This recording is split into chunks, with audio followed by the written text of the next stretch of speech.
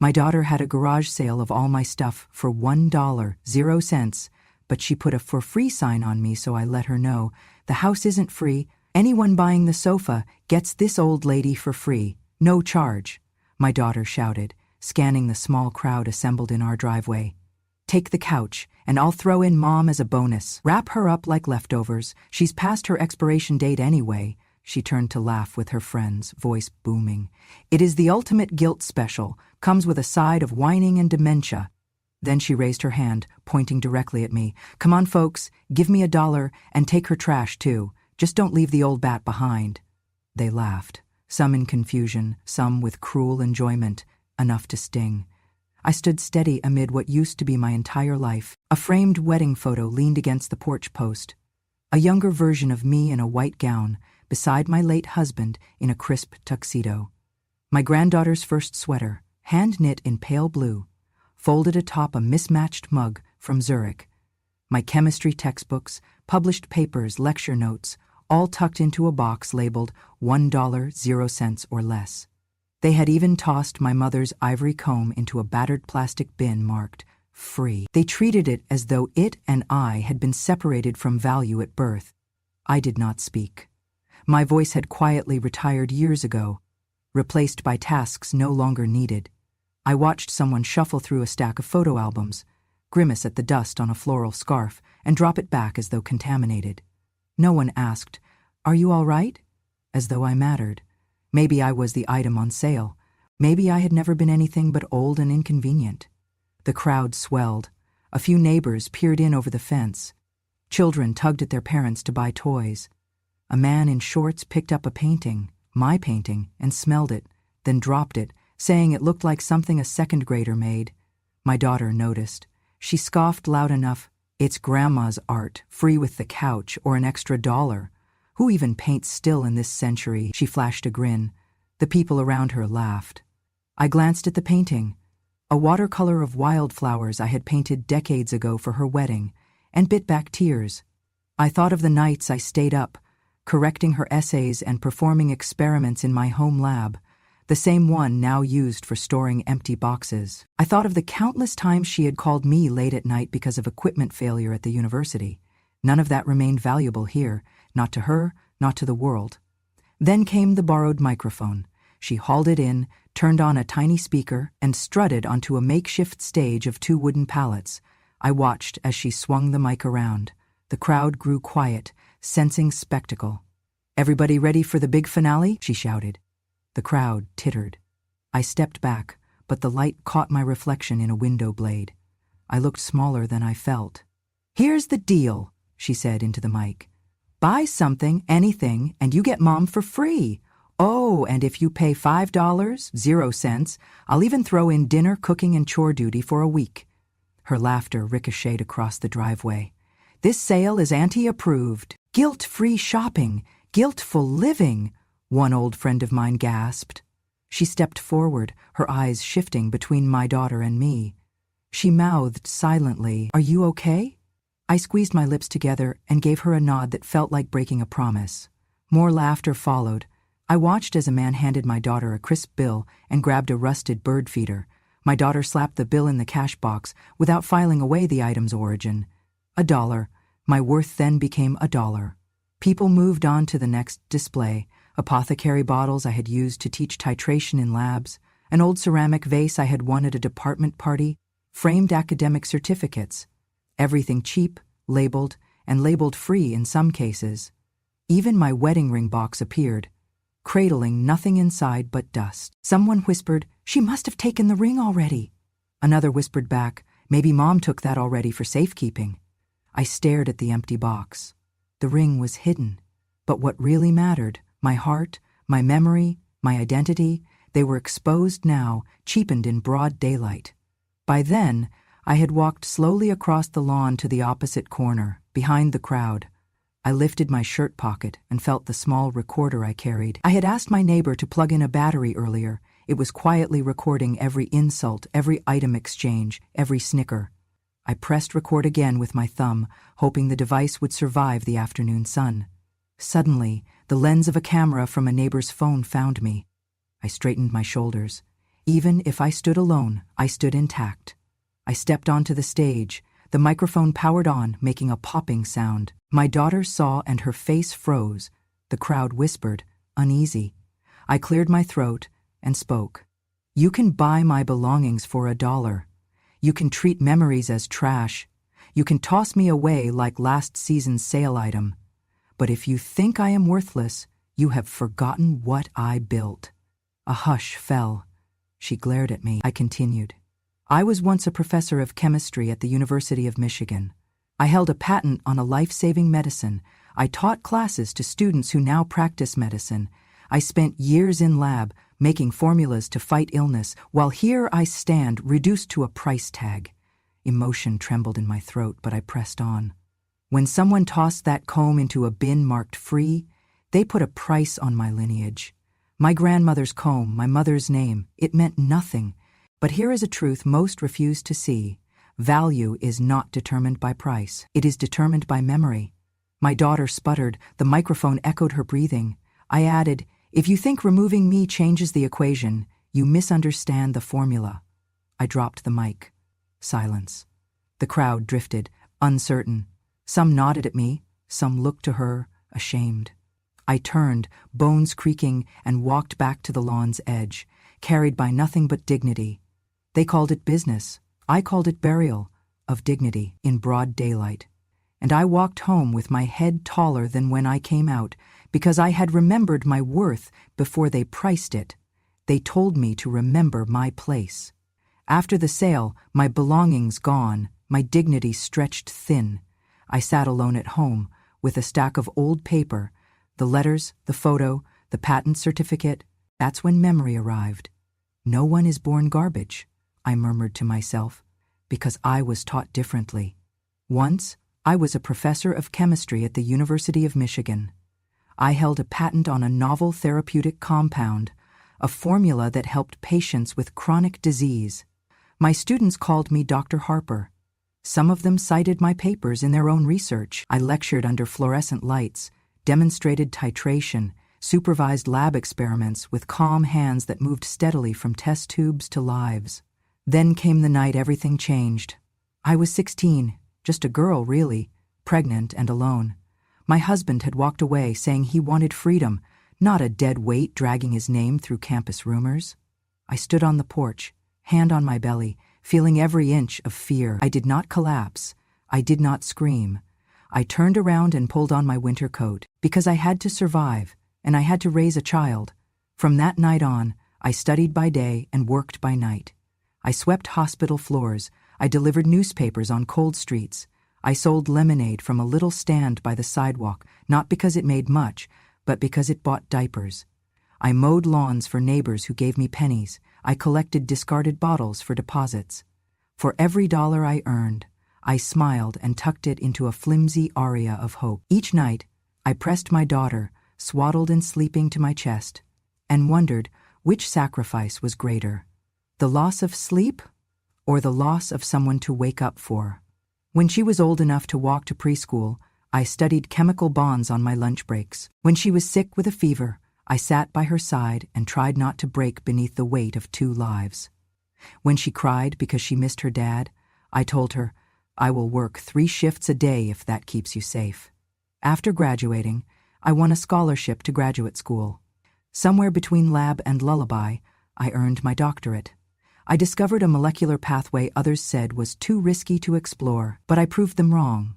I taught undergraduates, mentored students, and still tucked into my birth certificate a small note for her daughter's future. When I returned to Michigan, I became a professor. I wore crisp suits and polished shoes. I commanded respect in lecture halls. I did not mention diapers or debt or bottles, or the nights I cried silently on the floor because I doubted if I was enough. But she knew. She always knew. She learned to resent the equations I solved, the experiments I published, the thesis I defended at 2 a.m. She came to believe that science was something I loved more than she had ever known how.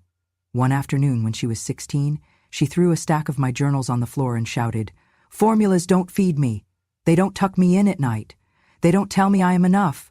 She slammed the door and left. I stayed at my desk, tears falling onto ink and graph paper. I listened to the silence settle like dust. She whispered years later in a voicemail, "Mom, you always chose science, but science never chose me." And I believed her. I apologized too many times, and still she called me once, after she learned my patent was worth millions, and said, "So you cared more about numbers than me and Dad?" Yes, I had cared. Care was calculation. I had measured every cost, every risk. I had won formulas that saved lives, but lost the person I lived for. Sometimes I sit with the framed diploma from Michigan on the wall and wonder, was it worth it? Because long after students praised my name, I sat alone, so she felt forgotten. All the years spent in lecture rooms, in labs, the nights bent over beakers, they built my reputation, but hollowed out my home. I look at the antenna phone ringing next to my bed. I think about forgiveness and what it means now. Because she left me at the garage sale, wrapped me in a sign that said free. What I earned for academia meant nothing in her eyes. But I remember the nights I cradled her, promised her science would buy her a world beyond substitute mothers. She did not get that world. She got chemistry instead. And hate that fact. That rejection shaped her, and when she calls now, voice trembling, I was wrong, I lie quietly, I say nothing. Because certain truths cannot be patched with apology, certain wounds do not heal when you realize too late the cost. So despite everything, I carry on. I stand silently, knowing I did not raise garbage. Even when they sold me like I was trash, I remember that every formula I developed carried someone's chance at life. And every shift I worked, every test tube I cleaned, was so she might grow, unafraid, into a woman of her own choosing. No one is born trash. Sometimes they are made to believe it, but sooner or later children grow into mirrors. They reflect everything we gave, love and sacrifice. And if they see only science, not soul, they have forgotten the heart behind it. I look out now at what we once called home. I breathe deep, because next time they say I'm worthless, I will remember I was a professor once. I taught the world, and somewhere I still taught my daughter, just not what she wanted to learn. They say silence is weakness, but I learned the hard way. Only silence gives you space to choose how to strike back. That day at the garage sale, when my daughter's laughter echoed over that driveway sale and my memories sold for $1, I moved without making a sound. While she barked out deals and tossed me into the free pile, I had already prepared. I had hidden a tiny camera in the sleeve of my cardigan. It was discreet and battery-powered. As she marched through piles of my life, yelling insults like ammunition, the lens watched. Every human body has a price tag in some families. Today mine was marked 0, but behind the lens I was recording proof of betrayal. I filmed the sneers, the body language, the customer's discomfort, the moment she slapped the sign, "Free Grandma," on my folding chair. After she stormed off with a box of my belongings, I retrieved the camera from the jacket. My hands shook only a little as I placed the memory card inside my wallet next to my bank statement. Because I had also taken a different kind of recording earlier that morning, I printed the transaction log from our joint account. I had left some funds there for bills and groceries. What I found was this: withdrawals labeled household account. She'd been taking small amounts over many months. Hundreds, maybe thousands from that account without my knowledge. She had told neighbors she was helping with mortgage payments. I looked at each line. $200, 0 cents here. $150, 0 cents there, always spent for family. I saved the screenshot on a flash drive. Timestamp, amount, balance remaining. And then I pulled out the last piece of my silent rebellion. The will. I had signed my final will in early 2019. Before cancer weakened me, before the debt chief collector called, and before she decided it was okay to sell me for free. The document had never been shared. Only my attorney and I had witnessed the signatures. I tucked it in a sealed envelope that said, "Not to be opened until 2028 or death, whichever comes first." At that time, I passed a full mental competency exam required for notarization. The physician signed off, and the notary made clear annotations in the margins. No one could challenge my clarity, not then. Now, in the privacy of my study, I pulled it out. The edges were crisp, the ink clear. It named beneficiaries. It designated my beloved lab notebooks, savings, and the house to my adopted son, the one my daughter refused to accept because he had been my student long ago. I stared at the paper. It felt like closing a circle, a gentle but unbreakable circle. That night I burned what remained of her hate, figuratively. I drafted an email to my attorney with 3 attachments: the garage sale footage, the bank transaction log, and a scanned copy of the will. No message, no anger, only, please initiate elder abuse investigation. Please execute will upon confirmation. I pressed send before dawn. 3 days later, my lawyer acknowledged the receipt. He confirmed that the footage, bank logs, and notarized will had all been verified. He informed me that the legal notification process to all relevant parties had begun. When I slept, it was with peace. Not pride, not revenge, peace. In the days that followed, gossip drifted among neighbors. Some asked why my daughter had suddenly declined to attend our old friend's luncheon. Others wondered why the garage sale items had stayed out for 3 days untouched. A few thought I had gone inside alone to cry. I didn't cry. I was simply rewriting the story. One afternoon, my daughter sent me a text. "We need to talk. I'm sorry about the sale. Can we meet?" I read it with clinical calm. Yes, we could meet, but not about forgiveness. I replied simply, "I suppose we can." When she arrived, she carried herself tight with regret. She bit her lip when she saw me sitting in the living room. I made tea. She sat down, avoiding eye contact. She said, "Mom, I didn't mean what I said. I got carried away. I thought—" I held up a finger. "I know." I reached into my dress pocket and retrieved the flash drive. I placed it on the table. She paled. I laid the bank statements in front of her next. She shook. "Mom, Then I slid the letter of apology she would never send. The will. She looked at it as though seeing the house vanish under her eyes. "That was made? Years ago?" She trembled. "For your sake," I said softly. "I did not tell you it existed. You were welcome to be part of it, but you preferred to price me at nothing instead." She dissolved into tears. She sobbed, stumbling over apologies. She begged me to reconsider, to amend the will, but I didn't flinch.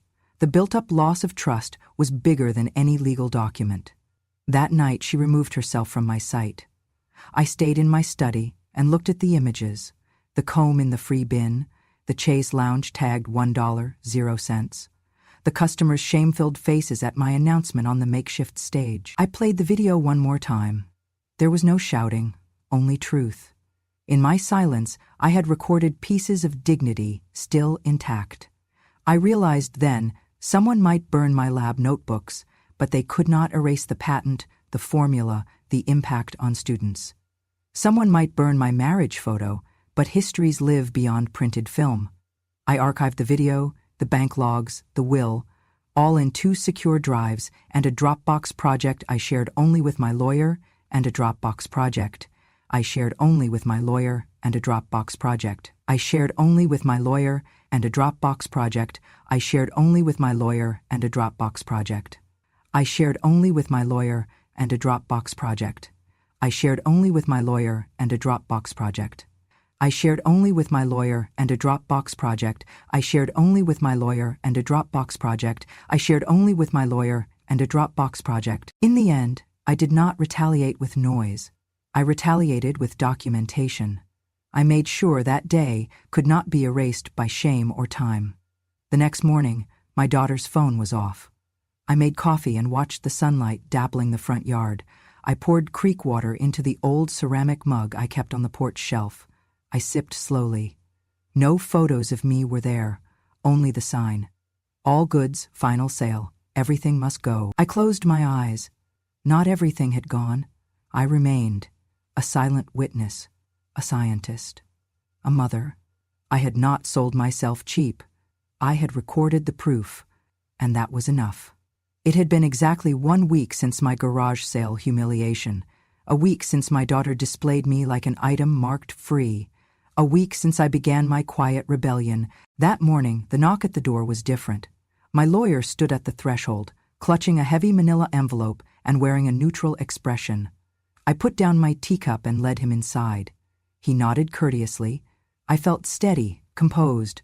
No anger, no fear, just accuracy. He placed the envelope on the living room table. The house, which my daughter insisted she inherited, suddenly felt smaller. There was tension in the quiet. I did not flinch. "Madam Harper," he began, "I have read your final will and testament, signed in early 2019. It names the sole beneficiary of your estate." He paused. "The total estimated value, approximately $1,200,000, 0 cents. My daughter rose, face pale. The lawyer continued. "All real property, the home at 401 Willow Lane, the savings account, the certificate of deposit, everything is left to your adopted son, Thomas Green, the young man you have cared for since his accident more than a decade ago." My daughter's lips trembled. Her husband strode forward, fists clenched. "This is preposterous," she spat. "She must be confused. She would never do this willingly, giving everything to a kid who isn't even, he is just some tenant, no relation." My lawyer remained poised. "You are mistaken," he said. "Mr. Green is legally your mother's adopted son. The will was notarized on March 3, 2019. At no point were other heirs consulted. Under Michigan law, this document is valid." My daughter shouted, "It doesn't matter what the law says. She made this after she had dementia. Where are the updates? We trusted her." The lawyer opened another folder. "Here is the recording," he said, "from the garage sale event.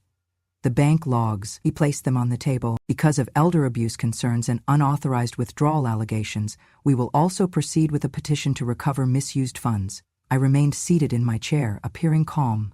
Inside, something tightened, a cord of relief interlaced with sorrow. It was the moment truth became tangible. My daughter wept. My son-in-law screamed, "He is not your son. He is a charity case. You are enabling a usurper." I rose slowly. The lawyer gave me a discreet nod and backed away. I looked at my daughter then and said softly, "You auctioned me off as worthless." He asked nothing. He stayed. He fed me. He cleaned my dishes. He never once made me feel like I was a burden. My daughter slumped to her knees. Tears pooled, face buried in her hands. The years of shame and drive for success crashed into her chest, turning into sorrow. "I'm sorry," she sobbed. "I thought I was doing what was right." I closed my eyes. Her words did not cleanse her actions. My son-in-law sputtered, "You have no right. Do not believe this nonsense. We will challenge it in court." The lawyer interjected, "The will is binding. We can pursue civil restitution for improper fund usage, but it cannot be undone unless proven fraudulent. There is no such proof." My daughter looked at me, tears in her eyes. "Mom, if I could turn back time—" I shook my head. I had turned back time in my mind many times. No apology conjured the storm out of chaos.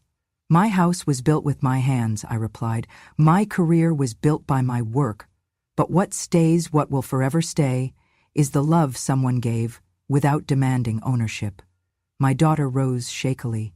She stepped back, defeated. Her husband rustled his papers and stormed toward the door. The furniture she had once treated as family crumbled in their memory. Thomas remained quietly at my side, looking between us with tears in his eyes, loyal and steady.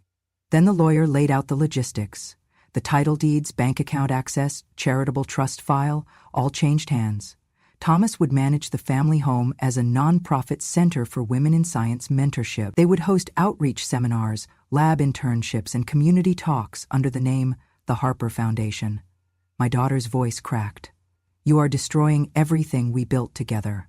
I looked at the empty shell of the house, filled not with love, but with expectations she never met.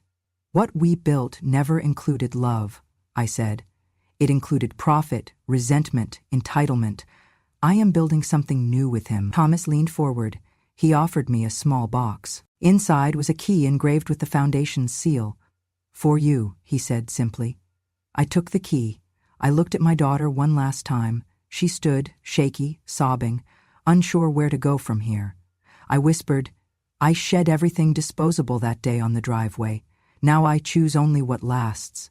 Thank you for teaching me I deserve better." My lawyer stood. Thomas offered me his arm. I walked toward the door. As I passed her, she raised a trembling hand. I did not turn. There was nothing left to say. The sun had left casual streaks across our yard. The house I built was no longer the house she owned in her mind. It belonged to memory, to truth, and to a love that did not leave when convenient. Thomas opened the front door for me. I stepped inside, and for the first time in years I felt like I was home. He came by mid-morning, his steps quiet on the hardwood floor. My daughter had retreated to her room after the reading of the will, tears blotching her cheeks. It was just me and Thomas in the living room, 2 generations bound by heartache, neither of blood. Thomas, my adopted son, sat across from me, holding a small file. There was no fear in his posture, only tenderness, as he spoke with the calm of someone who truly belonged. "I think you should hear something," he said. He pressed play on his phone. The image on the screen was grainy, dated, the backyard with my young daughter on her first day of school. I was carrying her on my back, sweat damp on my palms, her little shoes dangling behind me. I remember that day. How the sun was too bright. How I had forgotten breakfast, but I wanted her to have her dress ironed and her shoes polished. He paused the video. I took a breath. Then he pulled out a folded slip of paper, a scanned copy of an old receipt. He slid it across. It was dated April 2002, Michigan State University Graduate Program, tuition payment. Notes: cut dinner to 2 meals a day to afford this for her. His voice steadied, gentle. Mom chose to raise her. She didn't choose academia over a child. That was never the question, but she chose to feed you instead of herself, so you would eat metaphorically and literally. My daughter rose from her seat. Her eyes were swollen, her voice trembling. I am so sorry. I thought she loved science more than me. I was angry when she canceled parent-teacher night because she had a conference. I was angry she graded papers at midnight. I thought I was last. Thomas inhaled deeply. He met her eyes with something fierce yet forgiving. She doesn't think that anymore. I know, because she paused her research to nurse you through pneumonia. I know, because she turned down tenure to raise you. My daughter collapsed into tears, covering her face. She murmured again, "Why didn't she tell me?" Thomas reached across and took her hand. "Harsh truths sometimes heal." "She did, just not where you were listening." I watched them. The air in the room shifted. Pain did not disappear, but it sagged, softened. They sat in silence, my daughter's sobbing stilled, replaced by something like regret. "She never asked me to go to the lab," she whispered. "But me, I refused to go to her heart." Thomas nodded. "She wasn't raising a science prodigy. She was raising you. Somewhere along the way you misplaced the point." There was a long pause. Then she stood, wiped her eyes, and said softly, "I want to make amends. I want to understand who I lost." He offered no answers, only a shoulder she could lean on. I realized then that my purpose had never been the formula or the lecture, it was the witness. My existence forged 2 children, one with a scientific dream, one with learned gratitude. One chose resentment, one chose devotion. Thomas stood and hugged her gently. I stood too. They hugged as though through that embrace all the forgiveness I ever needed passed through. I spoke then. "I never wanted you to study chemistry, sweetheart. I wanted you to study life. And when you marked everything as research, maybe that's what I failed to teach." My daughter nodded, tears falling once more. She found my hand. He let go. I felt the warmth of truth in his grip. She saw it then, the difference between love that weighs dollars and love that weighs devotion. They stayed long. We shared stories that afternoon, of protests we attended, of lunches she had gone hungry through her teens when I had little to give, of scholarships she won, and conferences she missed because she was taking care of me. Thomas watched my daughter listen, really listen, for the first time in decades. She didn't ask for inheritance. She didn't demand forgiveness. She only wanted to understand her mother, completely. When she rose to leave, I closed the door behind her. She held her breath at the hallway, uncertain how to step forward. I said nothing. She nodded, as if collecting herself. Thomas turned to me. He offered a quiet smile. "She'll heal," he said. I nodded. I had witnessed betrayal, humiliation, injustice. But I had also seen the seed of redemption. I pressed his hand and pointed to the study door. "Let her in," I said. That Saturday felt different. Festive lights hung between trees. Neighbors brought potluck dishes. Children ran with balloons, and the summer festival echoed down the block, the scent of grilled corn and churros mixed with the noise of laughter. I watched it all from the folding chair beneath the big tent. I had attended these fairs for years, handing out napkins I crocheted, teaching baking lessons. But this time, something pulled me toward the microphone stand, borrowed from the PTA. When my name was announced, the gossiping hush swallowed the music. I rose. My bones ached, but my voice did not waver. I pressed play. A grainy image, my daughter on the driveway, slapping the sign "Free Grandma" on my empty chair, laughing with everyone else. The crowd murmured.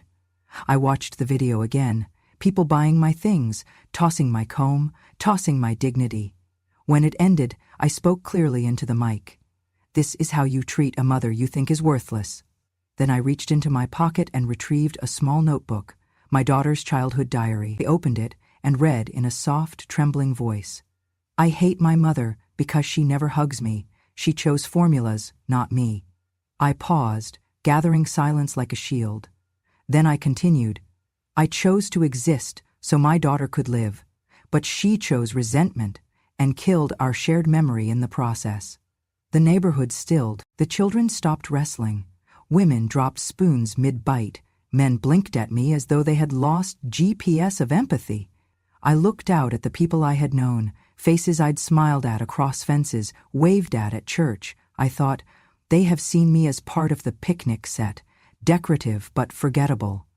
I raised my voice. If a child may blame her mother publicly, then I also may share the truth.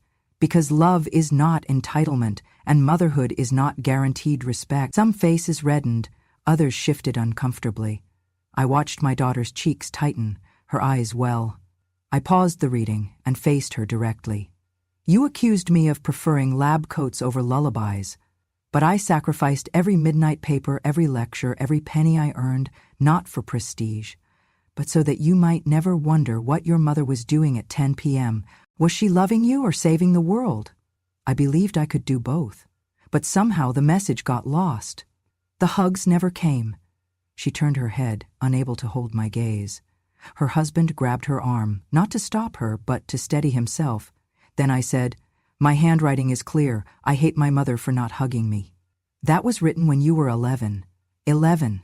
Not when you graduated from college or when I published my final paper. When you thought I could only hold test tubes, not your heart." I stepped forward slowly, as if the ground beneath me might crumble. But when someone treats you as worthless in a crowd, friends laughing, neighbors watching, you either stand or disappear. I chose not to drown in apologies I had already done. I've accepted rejection, but I refuse to be erased. A hush. Then the festival music came back, subdued.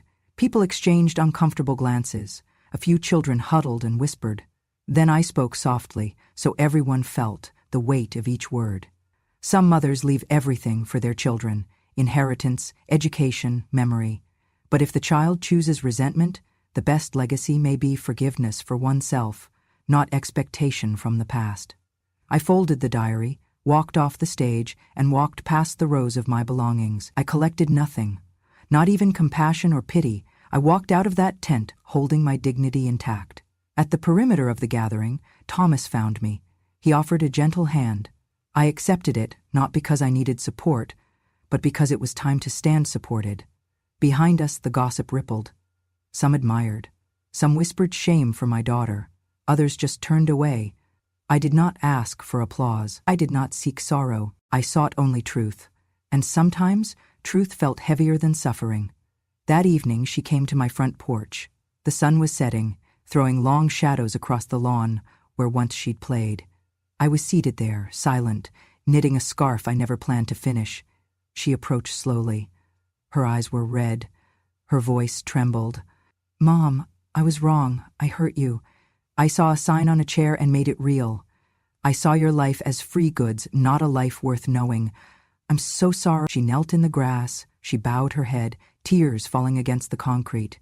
"Please, forgive me," she said. Her words cracked in the silence. "I don't expect the inheritance. I only want to make peace." Stillness pressed between us. I watched her shame, but I felt none of the old fear. Something had unraveled. I spoke calmly, no trembling voice, just the weight of years. "I forgave you when you were 8, the night you drew a picture of us dancing. You said, Midilam de koi vena de konkai konhong. I told you then, I work so you won't have to carry my absence. She gasped, her head shot up, eyes wide. That memory avenue to childlike sorrow shook her. But forgiveness then was enough, I continued, voice steady. You were still a child. You confused absence with neglect. Now you are not. I closed the knitting bag at my side. She looked up, uncertain, hopeful. But now? Now you want forgiveness for what you did yesterday. You shook me beneath a sign. You priced me for entertainment, and when I rose, you sold me again in silence. An apology does not rebuild what you broke. She reached for my hand, hesitated, let it fall away. The dusk cooled the grass beneath her knees. I stood slowly, the scarf left unfinished, in my lap. I am not angry, I said. I am just done. Thomas came forward then, guiding her up from the ground. He held her shoulder with quiet strength. She looked up at me, tearing at her sleeve. Mom, please. I turned away, lifted a slow step, and walked into the house. I did not ask her to come. I did not say, stay. Inside, I found Thomas waiting. He offered his arm. I took it. We moved through the hall, the front door closing softly behind us. Outside, on the lawn, she stood, still in the threshold of regret, not understanding that a threshold is sometimes a one-way line. I reached my study. Thomas followed. No words came between us. He simply held the door open. I stepped past and turned to close it behind us. The click echoed finality. He leaned closer and whispered, "You don't carry her pain anymore." I nodded. It was true. I carried only memories and formulas, patents, lectures, a legacy larger than blood assuaged. He guided me to my favorite chair by the window. I sank in. He draped a shawl over my shoulders. Outside, dusk deepened.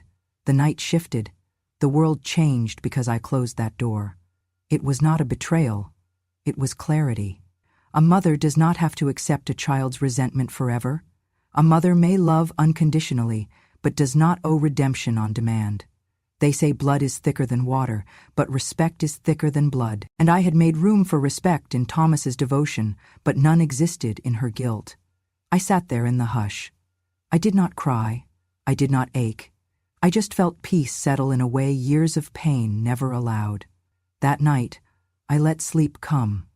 Without fear, without apology, without expectation. I had broken the cycle. I had taken back the parts of myself sold, dismissed, cheapened, and I walked forward with dignity. The sign above the porch door now reads, "The Harper Foundation, Empowering Women in Science and Life." The house isn't mine anymore, but it belongs to something bigger, and I belong to something that chooses to remember. The ribbon came down this morning, amid laughter and cheers. The local librarian read the proclamation, the mayor gave a short speech, and former students who I had mentored as a professor stood in a line, clapping politely. Thomas stood beside me. The foundation's board members spoke of internships, scholarships, and workshops, officially launching here. I was next. My knees trembled, but when I took the mic, the shift inside me, pain into purpose, was complete. I once believed my greatest legacy was science, I began, voice steady. The crowd quieted. Children from the neighborhood sat cross-legged in the grass. Neighbors leaned forward. Volunteers held programs, the sun warm on their faces. I thought chemical formulas and patents defined me, but now I know truth is my real legacy. Not what you publish, but what you live for.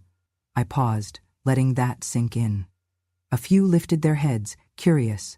I sacrificed nights of solitude and student lectures so that one child could grow safely.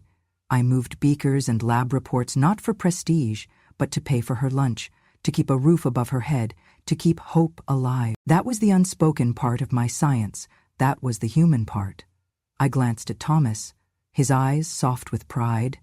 Today, this building will offer tutoring in STEM for young women, financial aid applications, and workshops about chemical careers. It will be a sanctuary for single mothers seeking education, not because I chose science over family, but because I chose to prove family includes science. Applause rippled. They clapped for the change, for the expressed intention that came from the pain. I felt the pulse of redemption in their hands. I lifted my gaze to the house. the ingredients of my life now a tool for giving others a future I had once sacrificed. I forgave a daughter once, but forgiveness is not a blank check for forgetting. My grander inheritance is not a house moved by guilt. It is the truth reclaimed from shame. A hush followed, then a gentle wave of applause returned.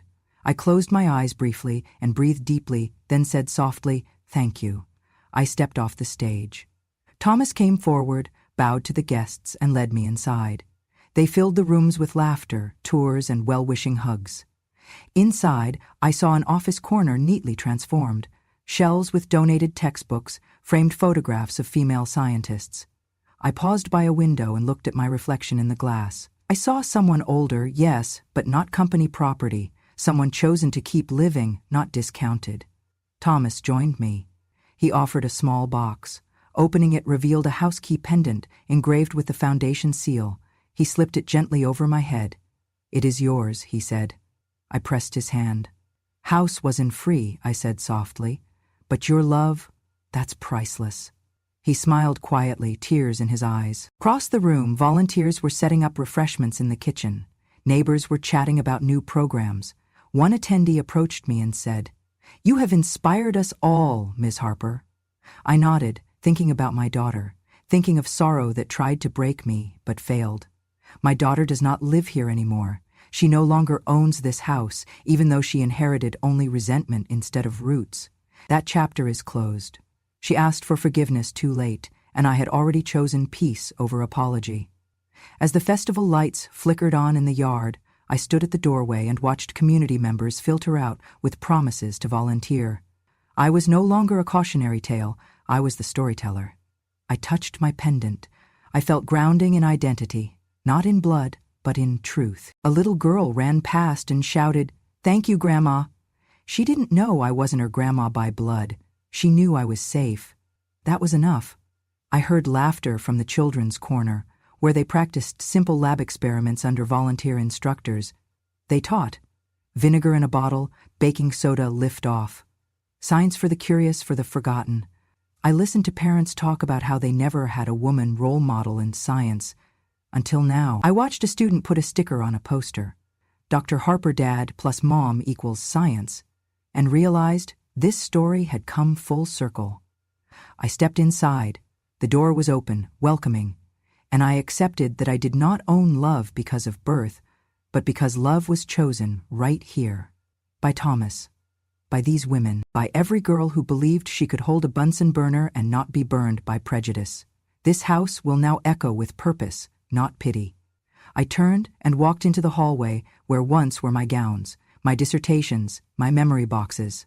They remain, only now they belong to service. The night sky edged gold beyond the living room.